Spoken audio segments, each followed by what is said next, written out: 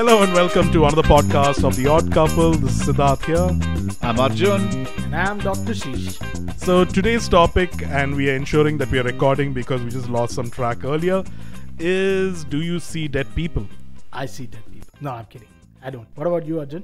I used to think I see dead people. I love the supernatural. I love everything about it. I'd love to believe in ghosts. And for the longest time, I was a huge believer. But I think my general belief has moved a little bit more scientifically. So all my childhood ghosts are now explainable, probably as sleep paralysis or trick of the light or whatever.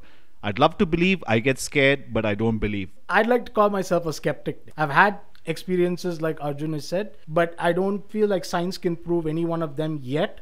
And I'm waiting for somebody to come and change my opinion. I'm open to that change if somebody can do it. My story is very simple. I've had a lot of experiences, both unexplainable, quasi-explainable. Does anyone have weird shit? Oh, I've had an experience where one night when I was sleeping in Chennai or erstwhile Madras, one is I used to have really bad dreams.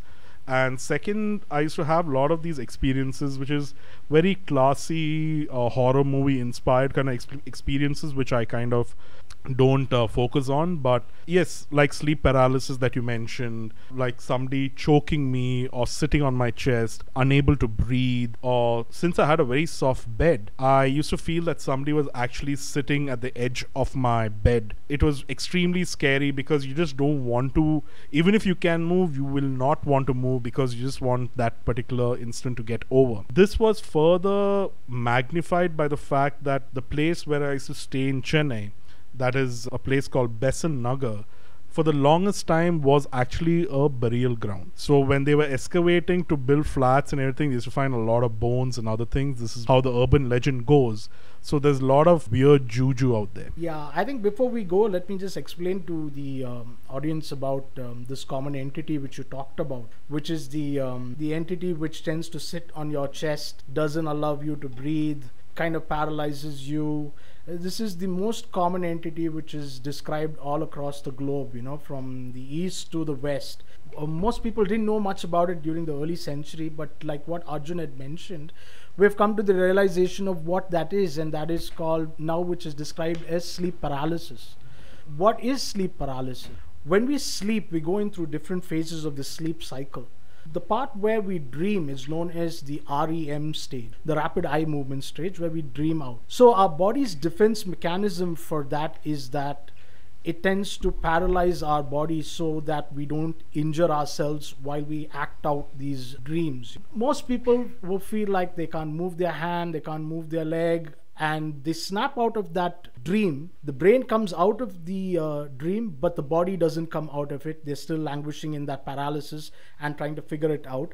And this, with the dream which they were dreaming around, leads to that visual hallucination also, which they talk about as, those gray figures and presences around them. So that is what now science is trying to say, that, what that entity was, which is in our chest.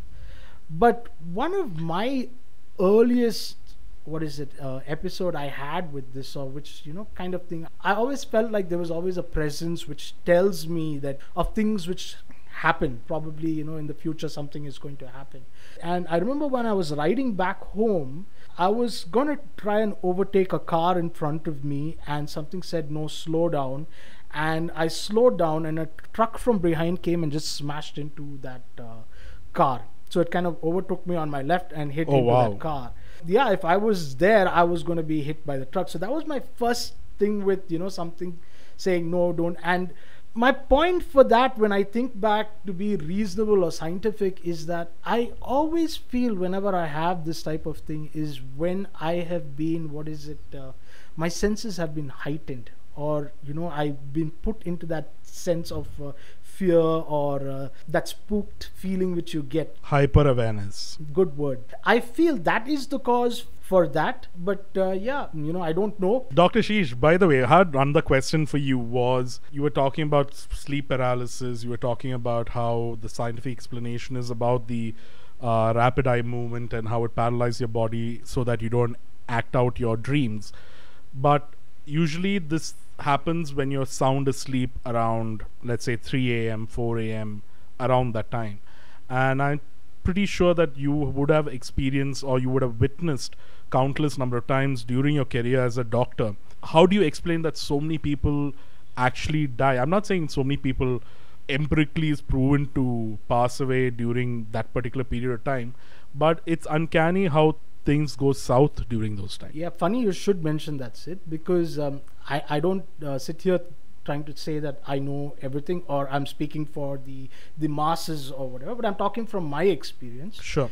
I know that when I was a junior resident and I was working in the cardiac ICU, so I noticed that whenever things would go south, it was generally that period of time which they call the darkest time of the night, which is between 2 and 5 or the early, that early phase of the morning. So yeah, so I've noticed that it does happen at that period of time. But then going back to my other point, which is, maybe it's because I'm heightened at that period of time that I feel that the deaths are more common at that period of time. Maybe. I don't know. Now I think maybe I should go back and statistically check that, do we have more deaths at night than in morning, or is it statistically not? That is what's one of my questions. Second thing is that you are in a, let me, for a lack of a better word, in a target-rich environment. Yeah. A target-rich environment, a hospital where max number of people actually die. So, I'm saying if there was something like ghosts or spirits, I know I've heard people telling me from very reliable sources where when their father or mother was on their deathbed, they actually saw their loved ones who have passed away earlier to them actually waiting to them to take them to the next life. And that's something which even Irfan Khan, who died recently, was also mentioning, that his mother, who died earlier, I think a couple of months before he did, was there next to his bed waiting for him, and he said, "Main ammi ke paas ja raha hu. I'm going with my mom, and my mom is here to take me." And I've heard this story time and again a lot of times. But coming back to my earlier question, that in the environment of a hospital where for you death is a very not a very emotional thing, something that happens on a daily basis, and you have detached yourself from the whole experience because it's part of work. I guess you got over it and stuff like that. But I'm saying that in hospitals, are there certain nooks and corners that nobody kind of really bothers going alone? I don't know. I think I've only heard it once from one of the nurses, the night staff, whoever said that we feel that there's some presence on a certain floor or whatever. But my personal experience, all these years of 20 years in the medical field, I've never had a single episode, not even a sleep paralysis, because I barely sleep when we're there in the nights. Yeah. So I've never experienced anything. But the spookiest place is obviously the morgue. The funny thing about the morgue is you'll never find a mirror in a morgue. I think that is the best thing to have. You should not to have in a morgue is a mirror. I swear. You should have a mirror. You won't. Even the sink, whatever, it doesn't have a mirror. And if there is a mirror, it's a small disc which is like probably like, just 2 inches or 3 inches wide, so that you don't think that you see things, Or you look for things in the mirror. Yeah, you look at it and then something scares you and you feel like you saw something, but it was just maybe a coat hanging over there or whatever it is. So I guess that's what it is, but you never find a mirror in the morgue, So yeah. You know what? That's the most fascinating thing that I've heard so far. There are no mirrors in a morgue. That's brilliant. I think we've just built these into our systems. It starts when you're young. The very thing, like, people have conducted experiments on children who have not been fed the lie of a ghost, or have not been fed information about ghosts or the boogeyman and stuff like that. They don't feel that. They don't have that sense of presence or thing in the room because they don't know that perception is not there because they've not been tuned into it. But once you start tuning them into it and start saying that, what is the word for it, where you prime them? Yeah, priming them. You keep priming them and saying, there are ghosts, the boogeyman will come and get you, he's under your bed. Once you start doing that, then slowly that takes over. Then the fear psychosis comes inside, and then your mind starts, filling in stuff. There's this thing which we do, which is we tend to pick out faces from weird designs, like the face on Mars, the Cinnabon which looks like Mother Teresa, or the toast which sold for $28,000, which it looked like Madonna was there on the toast, right? So Yeah, there was Chuck Norris Cheetos also.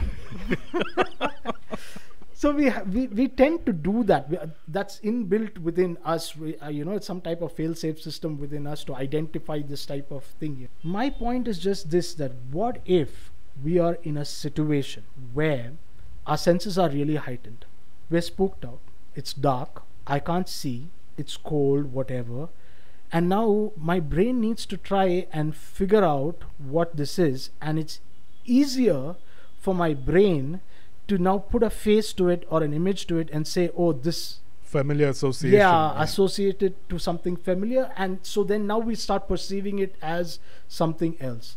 Another good example for this is the Stairway to Heaven track. There was that thing where they used to say that, you play the track backwards and you'll hear a satanic track. So one of these guys, what he did was, what he says is that, I'll play the song for you, listen to it, right? It has something to do with Satan. So now you start listening to the song backwards and it's just skip. That type of sound is coming out, right? And then suddenly you hear something which sounds like Satan something. Then what he says is, he puts a paragraph underneath that. And then he says, read this while you're listening to that. And the minute you start reading and listening to it, that phrase is there inside. I completely agree. There was this particular experiment which I saw on WhatsApp. So it is a garbled noise which has two words. One is brainstorm and other one is green flute or something, which is, if you concentrate and read on one thing, you will hear that word. Yes. It's absolute garble. Yeah. But if you read something, I completely get this association where your brain automatically short circuits to get to the shortest path of sorts, and they fill in the gaps. But there are a lot of things which is also unexplained. You can't say that just because it's unexplained, it isn't true. For the longest time, nobody could explain a comet. Comet was known as a sign of it's an evil omen, or a solar eclipse. I think over the years science has evolved, our understanding has evolved. Now it has become more of a fact than a superstition or fear of the unknown of sorts.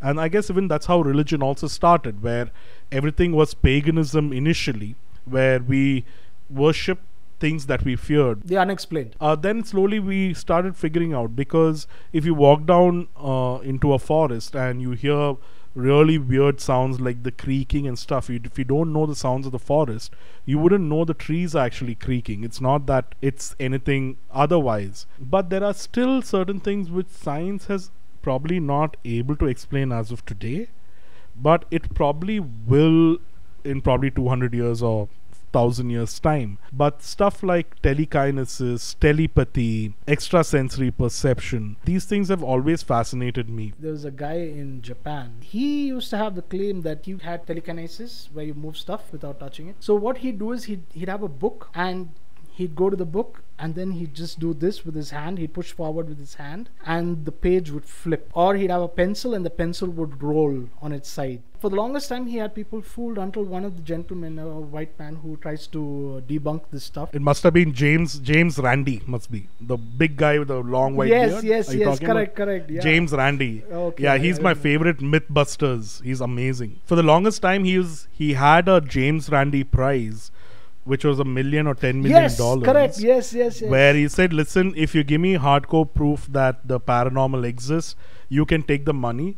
And it has never been proven. But I think recently he has discontinued that challenge. I'm not too sure why though. So how he debunked the guy was, he dumped a lot of these small styrofoam balls all around the book or the pencil or whatever. And then he said, now do it. Because he was saying that what this man does is he uses his breath to blow it and it flips over or the pencil moves. So if you can do it without moving this, that means you have telekinesis. But he couldn't. So That's my thing with what you were saying, Sidhu, which is that science has not proved it. But that's what makes me feel like it's not real, because everything which we have spoken of, right? Like, one is sleep paralysis, two is debunking this thing where this guy blows it off, or, trying to find commonalities in a situation where, you don't know what it is and your mind is starting to fill gaps. Science also is trying to debunk these things also. And I feel that they've disproved more than they have proved, and that is why I feel like I have these feelings, but I know this is my mind playing this trick on me, and you haven't proved it yet to me. So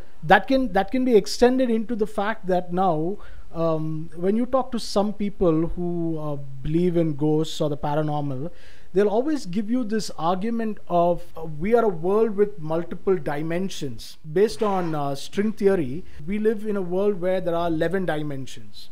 And so some people now go ahead and say that ghosts and all these type of entities are people from a fourth dimension or a fifth dimension passing through our three-dimensional world, and so we can't perceive them as four-dimensional or three-dimensional, so we see them like in this two-dimensional image or something like that, which we don't know what it is. And so we see a three-dimensional shadow of them passing through our medium. Yes. Correct. My point is that I don't believe that, because nobody can prove that there is a fourth dimension yet. I know, but we all three believe that we are sharing space. I'm saying that we talk about 11 dimensions, but beyond the third dimension, nobody has been able to prove. It might exist, it might not exist, but being a three-dimensional object, I cannot perceive what a fourth dimensional being is. So it doesn't really matter to me, is what I'm saying. No, these are one of the theories. I agree. Completely agree. I'm just giving you another side of an argument. What about black magic and the occult, the black arts? What about psychic people who claim that they're psychic? Do you believe that they're psychic, or do you believe they're cheating, or do you believe that they don't know that they are? I think there are a bunch of frauds, but there are so many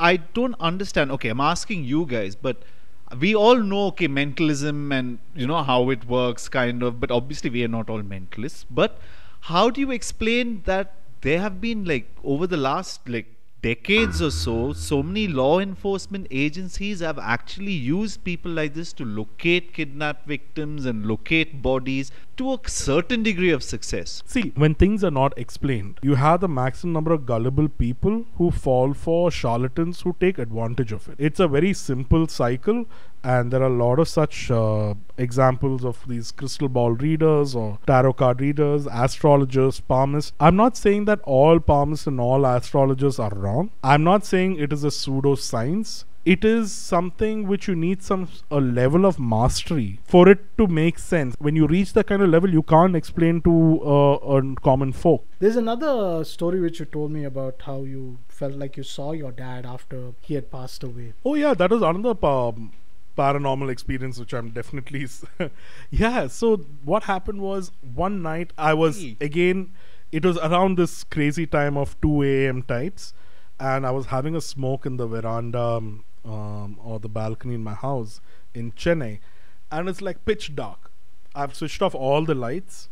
It's just before I go to sleep. I'm having a quick smoke, one last smoke for the night. I hadn't drank anything. I was stone sober, and then I see somebody walking. If you're familiar with my backyard, there's a very narrow passage which kind of broadens up to my garden. So through that narrow passage, only one person can walk, and needs to walk go on their side and walk a little bit and come to this main garden. And I couldn't see the person's face, but when you know somebody very, very well, you know it's them. It's simple as that. You don't need to see who they are. And this person was wearing the shirt, a dhoti, which my dad normally wears at home, which is crumpled, his favorite shirt, which is the most comfortable shirt, and this blue white check lungi that he wears. He was wearing that, and he's walking towards a garden. And I'm smoking. What I do is I immediately stub my cigarette, throw it out. I'm not scared. Let me tell you, I am not scared. It's a very familiar place. I know it's my dad. This is probably 2 years after he died. I just go back into the house because I still remember what my dad told me. My dad used to believe in this a lot, and he was extremely spiritual, and he used to read a lot about this. He's like, Sid, always remember this. If you ever come across an entity from the other side, do not engage with it. Just walk away. And that's what I did. It's my dad. I would love to tell him I love him, but I didn't. It's crazy that he told me this exact thing. I remember the exact thing. I just walked away. And it gives me goosebumps even now just talking about it, because I know it's true. Yeah, I think we should end on that note where, we should just sometimes just leave it alone. Like what Sidhu said, sometimes we might not be able to explain, or our science hasn't caught up to, what is out there. And it's the unknown. And until we get to know it, we should just maybe probably. Very nice. Very nice. So thank you, Dr. Sheesh. Thank you, Arjun. It was wonderful having you guys and chatting as usual.